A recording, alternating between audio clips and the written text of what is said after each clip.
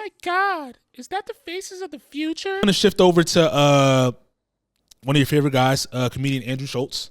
He's been in the news for responding to Kendrick Lamar after being addressed on his GNX album. So I'm gonna play a little clip from his most recent episode of his podcast. What's it called? The Flagrant? No, I forget the name of his podcast, but whatever.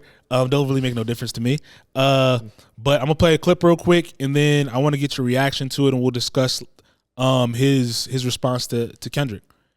That was a snippet of their conversation they were having about Kendrick on his pod, with him and his co-host. As you heard what he said. What was your reaction when you saw that? Shit's weird. Hit dog gon' holler. What you said? I said a hit dog gon' holler. Why do you think he responded that way though? Like, why do you think that was his reaction? Like, when it came to, I guess, addressing that? Because he doesn't have anything. He doesn't have anything conducive to say. 1, to Kendrick Lamar. 2, to hip hop culture, or 3, to even a conversation about how you disrespected a black woman. And it's like, it's just weird. Like I said, a hit dog gon' holler. Like, he didn't even say your name in the song. He didn't directly say your name at all. Nobody said your name.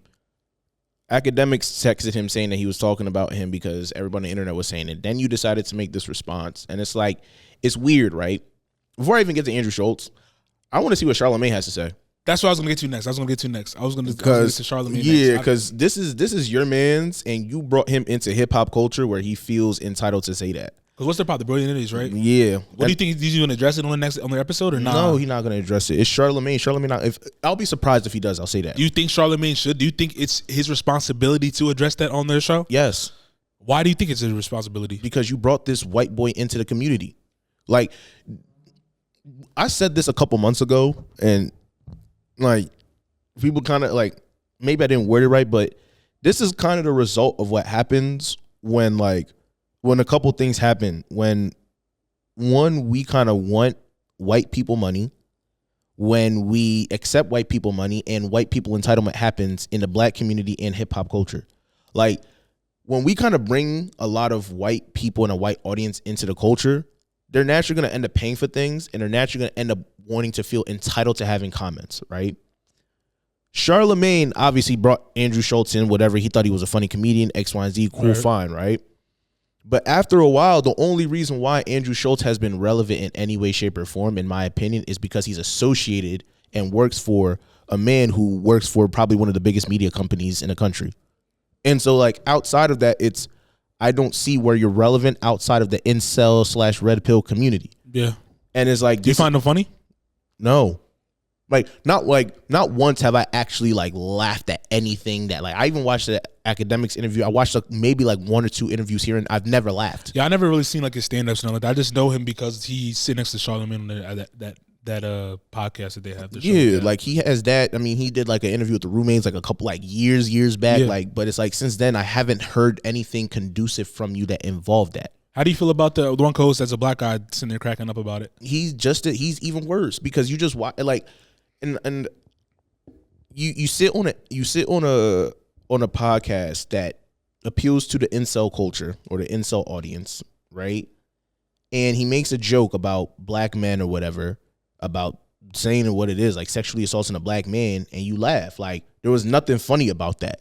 Right. That's the corny high school jokes that a lot of the white boys used to make, and they thought that was funny. There was nothing funny about that. You know what I mean? And for me, it was just I felt uncomfortable for other reasons that I will never share on the podcast. But it's also just this wasn't funny. What about the people that said that him, and I don't know, the one co-host is sitting right next to, I don't know their names at all. But he was bringing up all these points about Kendrick saying, calling out comedians for talking about black women, but Kendrick does records with men who assault women, who raped women. He spoke out in favor of R. Kelly for his music being on there, that type of stuff. What do you have to say to that type of thing? Do you think, he's in the right to bring that type of stuff up, or do you think it's irrelevant, or what? No, and this is again why people should read so they can understand nuance, right? Even breaking down everything you said.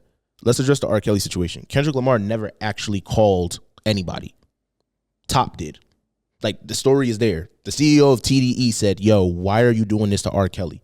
Not because of the fact that R. Kelly isn't wrong in what he did, but the argument was, yo, you're intentionally doing this to a black man who's did this. But on record, when you look at everything, y'all famous white musicians have done it. Elvis does it, but you would never dare take down his music. That's not fair, right? Because if you're going to do that to everybody. Don't just take this down because R. Kelly's the hot topic and he's popular. You get what I'm saying? That's different from saying, oh, I'm trying to defend R. Kelly. He's not defending R. Kelly. He's defending your principles y'all want to stand on. That's one. Two, you having a conversation about, okay, you're in hip hop, you disrespect women or things of that nature, things that have happened. My own personal opinion with that is the main point for me is we have already continuously addressed the misogyny. Has it changed? No. But we've always continuously brought up that conversation about like, yo, like, there's just a way that we can't keep talking about women, right? But to stop you there, like when they bring up those points, obviously they're speaking from outside of being like a part of like this culture. But when they come to that, like, are they wrong for having that thought process? Because like if you're somebody this is me thinking from like the outside looking in, like if you're somebody that's speaking up as Kendrick Lamar, like you're Kendrick Lamar speaking about all these black injustices, these issues, people getting treated wrong. You have in your newest album, you're talking about comedians talking about black women, but on the flip side, you're still associating yourself in doing business and doing all these other things with people that do the things that you say you speak against of. Like when it comes to that conversation, like can you just detach Kendrick from that type of stuff or no? I'm saying this objectively, yes. Why do you feel that way? Because this has been a big discourse. Like when this arose, like this, I was looking through like the threads and stuff, just to see what people's reaction were. Obviously, there was a heavy majority reacting like how you did, but there was also a smaller majority that was like, I see his perspective. I say this because again, like this, Kendrick doesn't speak out a lot, right? Right. Kendrick speaks, and most of the stuff that he talks about is in his music, right?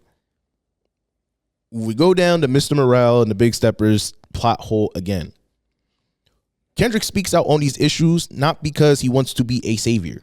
Right. He speaks out on these issues because he feels that that's important to him. Right. You know what I'm saying? And so the problem is that, he speaks out on these things, but it's like, it's the same idea, and I'm not trying to do this to certain people. It's like, if a hood nigga is like, yo, don't put your hands on a girl. Right. You know what I'm saying? It's like he's not sitting here saying this because he's some perfect angel. Like, you sitting here having this message doesn't take away the fact of you still shouldn't do it. I say that to say, like, again, when we have these issues in the black community, I feel like a lot of times now, because where we're at in the world and where we're at progressively, we have had these conversations continuously. I think we're at a point now where objectively people look at this and you're wrong. We know that you're wrong, right? We have these conversations.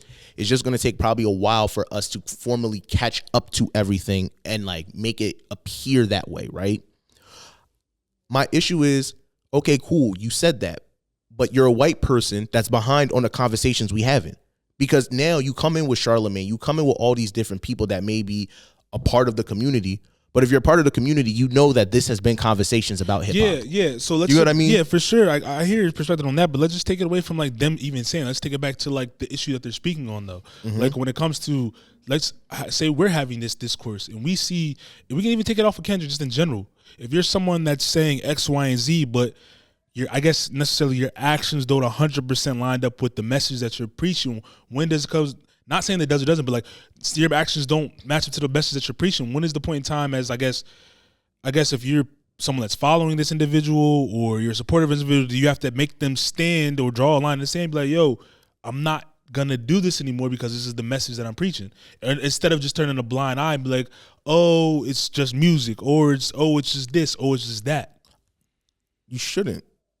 What do you mean you shouldn't? There isn't one, because the only way that I would say that you should is if you're doing the same thing that you're telling people not to do the same thing that you're actually doing. Like, I'm saying this like, okay, if you're disrespecting women, is that and the third? If Kendrick is out here completely disrespecting women X, Y, and Z, and he's saying that, that's different. But I'm saying this from a standpoint of Kendrick objectively speaks about the truth that in our community that's wrong. I'm saying this from a standpoint of, even if you look at those people, We shouldn't do that because we're all imperfect. I may sit here and say, yo, bro, don't be cussing out your mom or something like that, right? That's not a wrong thing to say, even if I'm sitting here dealing with beating people up or doing something. But I'm not even saying like the aspect of Kendrick doing anything. I'm saying associating with people that do that type of stuff. That's what I'm saying. Like, if you're somebody that's preaching this, why would you be associating yourself with people that don't match up with your morals? I mean, you go back to his album. He said he cut off his granny if she don't see how he see it. So like, why isn't that same, I guess, moral high ground put on the people that are surrounding you? Whether it's you doing music, the people you're doing music with, people you walk around with on a day to day, that type of thing. And this is just like from outside looking in. Like, if someone were to ask that, what do you think? Like, if you're Kendrick, like, how would you respond to that? From if Andrew Schulz and them was talking about me? Well, if Andrew Schulz said, you're not probably gonna respond at all. But I'm saying though, because that's their thoughts are essentially irrelevant to what the mission Kendrick is trying to get done, I would assume. Yeah. But I'm saying if it's someone that was Charlamagne that was saying it to you, or like it was like a Joe Budden or someone like me or you, or someone like that's actually within the culture. Yeah, no, I mean, you take it, you internalize it, but I think that still goes back to my point of like, when you do associate yourself with people, you just have to see that. Like, I feel like you kind of have to understand the context, right? Like, for everything that we talk about, like, yeah, like going back to him working with Kodak, things that have happened with Kodak, like, I don't want to cape for it because some of the things are flat out wrong, right? But when you also understand the type of upbringing that some people have, it's not justifiable, but it's understood, right? And you may understand that, you may speak to them privately, do your own thing, and then express that. Just because something comes out of that where, okay, I'm working with this person, doesn't mean I didn't condemn them in private. I think it goes back to the idea of like, let's even go back during the pandemic when the girls were like, yo, you need to talk to your rapey ass friends, right? It's like a lot of times. Wait, who said that? No, that was a running joke on the internet. Like, people were like, okay, like the whole Me Too movement.